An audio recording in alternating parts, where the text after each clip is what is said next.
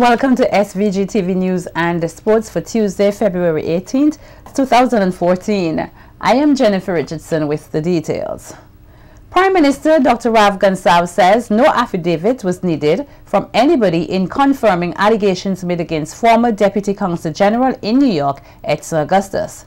At a press conference earlier today, the Prime Minister said he received 3 phone calls last Wednesday claiming that Augustus was involved in assisting persons to obtain permanent resident cards, commonly known as green cards, at a fee.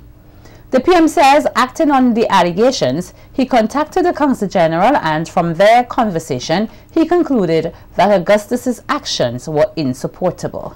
On Thursday the 6th, I spoke to the Deputy Consul General. I was the acting Minister of Foreign Affairs at the time. And in my conversation with him, I received what I considered a sufficient confirmation of the allegation which was told to me on the telephone. It is then that I told Mr. Augustus, I said, well, your situation has now become untenable. Prime Minister Gonsalves also confirmed that Augustus returned here yesterday, reported to the Ministry of Foreign Affairs, handed over his diplomatic passport, and then left. He also made it clear that no time frame was given to the diplomat to return to the state. I was told that he came in yesterday. He was in yesterday and left. He met the permanent secretary and the minister yesterday, and they would have questioned him about many things. The information I was given is that he left for Trinidad. Whether he is in Trinidad or not, don't know. I mean, he's no longer in the employ of the government of St. Vincent and the Grenadines. Meanwhile, Dr. Gansav says, contrary to talks, his government acted promptly and swiftly in addressing the issue. He says his government cannot be at fault for acting correctly, though the opposition would want the public to think otherwise. How can anybody fault the manner in which the government has acted? I want to ask anybody anywhere in the world how the government acted in the best traditions in upholding the high standards in the diplomatic service. Meanwhile, the Prime Minister fired back at accusations made by the opposition that this country's image abroad has been tarnished by the accusations against the former Deputy Consul General. The PM questioned the opposition on its concern for this country's image, stating that members of the party wrote letters supporting claims for Canadian refugee status. Mr. Eustace is with his caremongers tactic that this sort of a thing could affect Vincentians traveling. The sort of a thing which would affect Vincentians traveling is when he and others inside of the NDP write supporting letters to persons who are falsely, wrongfully applying for refugee status in Canada. They have admitted that. Prime Minister Gonsalves said he believes that the opposition is bent on destroying the good name of SVG. There is a concerted attempt by the opposition to despoil the name, the good name of this country on the basis of falsehoods. And they have a retinue of persons who misuse and abuse the modern telecommunication system to sully the good name of the country for no good reason whatsoever. A US $320,000 grant was handed over today to the Ministry of Agriculture by the Food and Agriculture Organization to assist the agriculture sector, which was significantly impacted by the December 2013 trough system. Representative of FAO Dipchandra Ford says the grant is to help rehabilitate and rebuild the resilience of the sector that must be there for the next natural disaster which could strike. Ford says it is very critical that while the ministry seeks to provide assistance to close to 100 farmers, it must also pay attention to the poultry sector.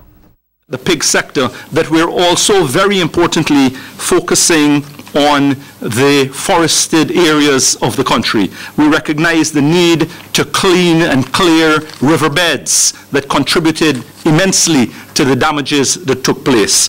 We must be rehabilitating and fortifying river banks, which are very important. Also, the steep slopes must be stabilized and forest roads must be cleared. A substantial proportion of the funds that FAO is making available, a grant of some $320,000 US. We are also looking to add some amounts to that. We have approached a number of bilateral collaborating agencies and countries that work in partnership with the FAO. So we're hoping that in the very near future, we will also be announcing some additional funds in addition to this $320,000 US that we're going to be putting on the table starting today. The FAO representative says the grant was approved as recently as last week, as they have been pushing for it to be finalized. So I decided that Monday must not pass, that I must not leave Barbados and be here to initiate with the Ministry of Agriculture, with the government of St. Vincent and the Grenadines, this very important rehabilitation, restoring of livelihoods, and as I said before, building of resilience. We would like to make the link, of course, to sustainable development, so that these funds not only rehabilitate, but contribute to the growth and the development of the economy. Meantime, Minister of Agriculture Saboto Caesar says they are thankful to the FAO for making the grant available at a time when the government is trying to rebuild the agriculture sector. I am aware that support has already been given to St. Lucia. So I want to also say thanks on behalf of my OECS brother. And it is very important that when we look at agriculture and going forward, we do not only look at St. Vincent and the Grenadines in isolation, but St. Vincent and the Grenadines, we have a very significant role to play if we are to make St. Vincent the breadbasket of the Southern Caribbean. We see in many areas in the region, many islands, that the support to agriculture is reducing. But in St. Vincent and the Grenadines, we want to ensure that the importance and the role that agriculture plays in the development of our economy, in poverty alleviation, food security, that we continue to focus on those very important roles. The Ministry of Agriculture is hoping that the $6 million now available to farmers here under the Credit Revolving Facility through the Farmer Support Company will help increase agricultural production during the first quarter of 2014. Minister of Agriculture Saboto Caesar says it is extremely important that farmers capitalize on the opportunities now being offered to them under the support program. We expect from the ministry's standpoint that we are going to see an on-lending of these monies in the most farmer-friendly environment. We do not have a complicated document, and I know that some farmers are very risk-averse and would approach it with a very high level of conservatism. But we want our farmers to know that the ministry is here to partner with you. The interest rate, as was noted at the launch and noted earlier, is only 2%. Therefore, it is going to be a significant benefit in terms of the capital injection that our farmers will be receiving over the next few months. Caesar says the project is a demand-driven one, adding that he would like to see an increased partnership and working relationship between farmers and the ministry's extension officers. The head office in Kingstown is always open, so if a farmer would have collected a document, one of these forms from a post office, for example, that farmer can return the document, the form, to the head office in Kingston. And we hear that a lot of work is being done throughout the region, including here at home, to help remove the negative stigma that agriculture is not a prestigious career path. Speaking to the local media yesterday, Instructor Ramator of the Eastern Caribbean Institute of Agriculture and Forestry, who is leading a group of students on a one-week study tour here, says Trinidad and Tobago is also experiencing a problem with most of its farmers being over the age of 60, since not many younger persons are interested in agriculture. However, Ramator says they have been strategically working to change that trend. Most of them are looking for CPEP jobs. They want to get into the oil company and these things. So what we have been doing at ECIA, UTT, what we're doing, we introducing courses and trying to shift the program as such that we train them to become agricultural entrepreneurs, so that with their training they can go in and become farmers themselves, educated farmers, so that they'll be able to produce and at a higher level, more technology involved, because that's what the young people are moving away from in terms of there's too much hard work in agriculture. So where there's technology, you're going to find more people coming. We also, with our degree program, we have incubator projects that they start with a business plan from year one. They work that business plan through and start the business itself as they get into year 2, year 3. So by the time they finish, they have a business that they can go out and start at that time. Meanwhile, a few of the students of the Institute shared some of the benefits to be had from studying agriculture, adding that their stay in SVG thus far has been a memorable one.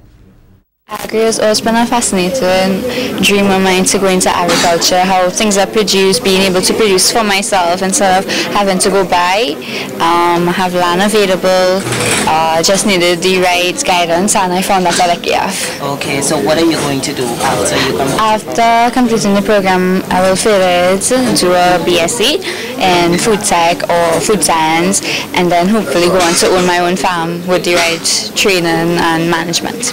Okay, great. So how has your visit here been thus far? Thus far, wonderful. St. Vincent and the Grenadines is a very lovely place, and I hope to visit again. At home, we would have read goat and sheep and so on, and we would have a little background garden and so on. So I basically would have grown up in agriculture, and then I went on to the CXC level. I would have done secondary agriculture, so on, and I would have dominated agriculture to an extent. Okay. And I've always liked the thought of feeding people, and agriculture is the way we feed people.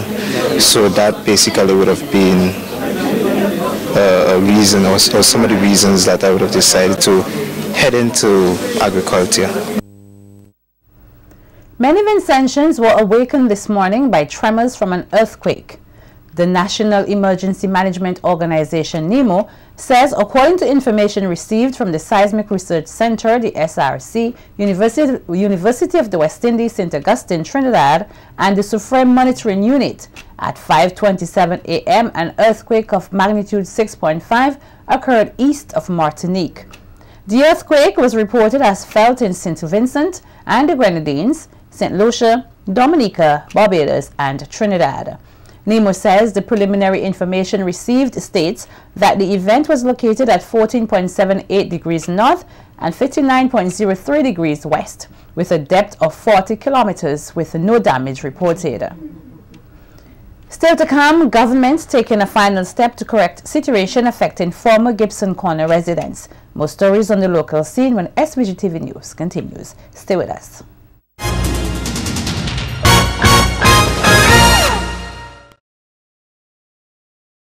Welcome back.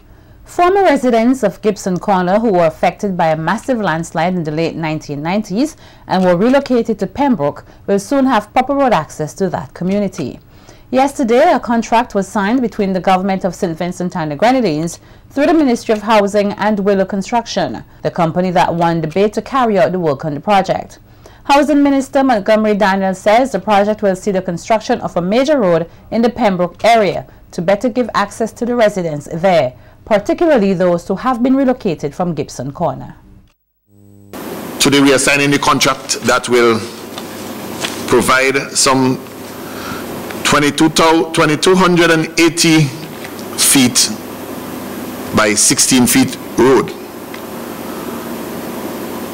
That is, as I see it, around half mile of road. So that the contractor is ready to produce some 2,280 feet of road at 16 foot wide to the residents now in Pembrook. Minister Daniel says the project has a scheduled completion time of 38 weeks, adding that the project will also include the construction of drains and culverts at an approximate cost of $2 million EC. Having signed the contract, of course, I would realize that it may probably take maybe 6 weeks or so to get mobilized. And now being in the middle of February, one can say that by early April, actual work should start on the ground. I want to urge Willow Construction to see how quick they can get this project out of the way, because, of course, having had the experiences over the Christmas season with the disaster we had, a number of projects will also get on the way very soon. Representing Willow's Construction, Carlos Williams promised the government and the residents of Pembroke that the project will be completed in a timely manner and of the highest quality. We will definitely do our best. We are running into the rainy season very soon, so we have to get moving very, very quickly. And we will trust that the Permanent Secretary will facilitate us in whatever we need to get the work doing. But we promise that we will try our best to bring in this contract timely with the quality that the public and the government has come to expect from Willow Construction. Telecommunications company Lime today renewed its contract with the Carnival Development Corporation as Super Platinum sponsor of Vincimas 2014. CDC's Chief Executive Officer Ashford Wood says the corporation is pleased to be signing a new contract with the telecommunication company for another 2 years. This contract will cover the involvement of Lime and the CDC over the next 2 years, allowing Lime the status of Super Platinum sponsor in all of CDC events. As you are aware, Lime contract with the CDC came to an end in 2013. So we are actually into a new 2-year contract with them for 2014-2015. Wood says Lime has been partnering with the CDC for a number of years, and the CDC is pleased with the relationship with the company and its contribution to Vincimas. They are not just a good partner in CDC events, but they have also sponsored many of the rural carnivals as well as the mass bands. We know that they help to keep the carnival spirit alive, since they host and sponsor other carnival activities which are staged at various venues in and around Kingston. It is well known that Lime remains the host of one of the largest advertising bans on Monday, second only to CDC Lotto. Meantime, Lime's General Manager Leslie Jack says the company is happy to be a part of Carnival 2014. He noted that the company has already coined the theme Lime 4G Carnival, which will help to promote its 4G network soon to be available on the local market. So you can expect a number of what I would call 4G related activities or apps that will be available that would help to drive and support the awareness of Carnival during the course of 2014. We've had a very excellent working relationship with the CDC over the years. We're very pleased at the progress that they have made. In addition to that, we're very pleased at the plans that they have for this year's Carnival. One of the things with Lime, especially when we making an input into any particular project, we do give feedback in terms of how we think that particular project is going, or how we think that they can improve on that particular project. Vincentians will gain more information on the Garifuna heritage and culture when the Garifuna Heritage Foundation hosts a one-day conference here next month. President of the foundation, David Daki Williams, outlined to the media earlier today some of the objectives of the conference, which he says will highlight and showcase ideas and presentations by Vincentians. The reaffirmation of traditional Vincentian and Garifuna culture here in St. Vincent and the Grenadines has positive implications for our nation in terms of the ongoing process of decolonization, the addressing of social ills such as violence and drug use among the youth, and the project of nation building. Williams added that the conference forms part of ongoing efforts to reclaiming the Garifuna culture. To bring together researchers, practitioners, and indigenous peoples with a common interest in the Garifuna heritage and culture in an effort to create and strengthen the links, as well as to identify possible opportunities for collaboration and communication. The National Garifuna Conference will be held on March 15th, 8:30 p.m. at the Peace Memorial Hall, under the theme, Back to Our Roots, Strategies for Survival and Sustainability of Indigenous Peoples in St. Vincent and the Grenadines. In 2012, the foundation hosted the first International Garifuna Conference under the theme, Living the Garifuna Heritage and Culture, Strengthening Links, Forging Networks, Claiming Ancestral Space.